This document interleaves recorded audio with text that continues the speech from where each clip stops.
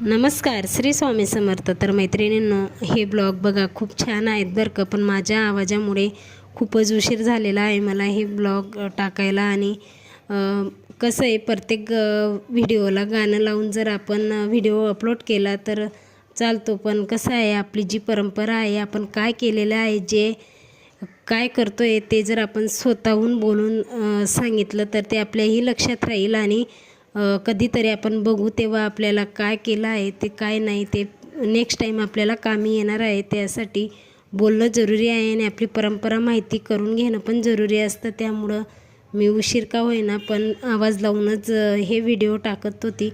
त्यामुळं उशीर का होईना प्लीज सगळ्यांनी सपोर्ट करा. आणि चला, अशीच माझी तयारी झाली आणि छोट्या ज्या नैवेद्याच्या भाकरी होत्या त्याही काढल्या आणि मस्त भाजी आणि ती बाजरीची उसळ बनवलेली होती तीही ताटात ठेवली, दिवे लावले आणि मस्त पूजा सुरू झाली. आणि आता बघा, जे तोरण लावलेले आहे ते दुर्वा वगैरे आहे, दुर्व्याचे तोरण लावलेलं आहे आणि खाली कापसाची माळ, म्हणजे कापसाची माळ रेडीमेडच आणलेली होती. आणि हे जी ड्रॉइंग आहे ती माझी भाग्याने बनवलेली आहे.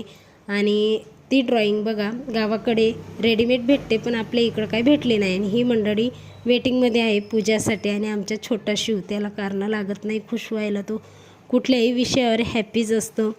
तसंच पाहिजे नाही का, नाहीतर मोठं झाल्यावर टेन्शन आणि फक्त टेन्शन राहतं, बाकी काही नाही.